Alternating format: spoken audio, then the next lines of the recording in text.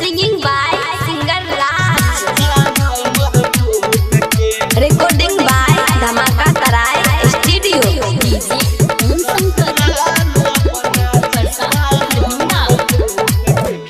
मिलैला तोरा ने फेर बजेबो फेर न तोहर दिल के दुखेबो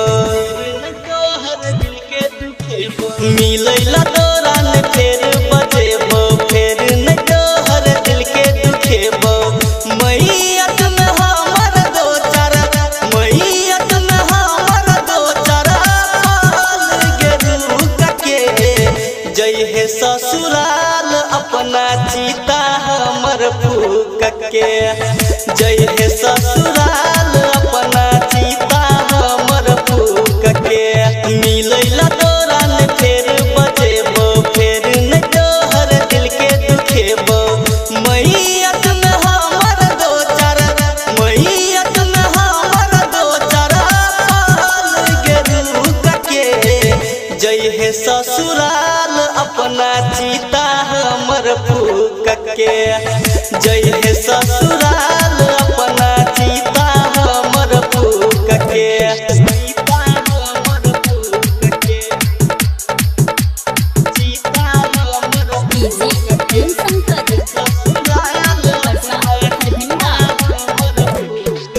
छियो कसम तोरा लोर नहीं बहाई है पिया बाके अपना हंसी खुशी घर जाई है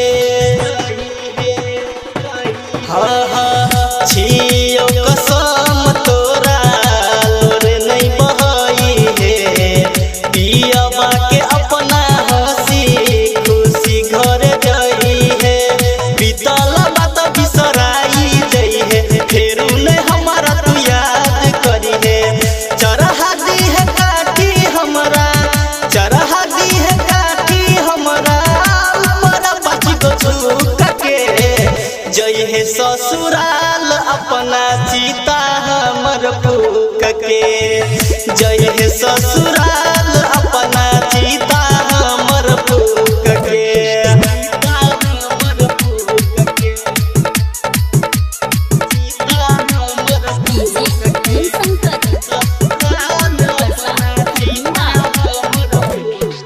प्यार में तोरा हम मरबो सनम गे सिंगर राज सपियल जतो नहीं गम गे जतो नहीं गम गे प्यार में तोरा हम मरबो सनम गे सिंगर राज सपियल जतो नहीं गम गे जिंदगी से तोरा निकल जेबो छोड़ के दुनिया चल जेबो देख ली है अंतिम बेरी देख ली है अंतिम बेरी जान हमर मुख के जय हे ससुराल अपना चीता हमर फूक के जय हे ससुराल अपना चीता हमर फूक के मिलैला तोरा ने फेर बजेबो फेर न तोहर दिल के दुखेबो मैयत में हमर दो चारा मैयत में हमर दो चारा पाल गेरू के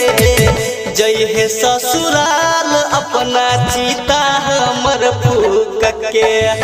जय हे ससुराल अपना चीता हमर फूक के Recording by Dhamaka Tarai Studio.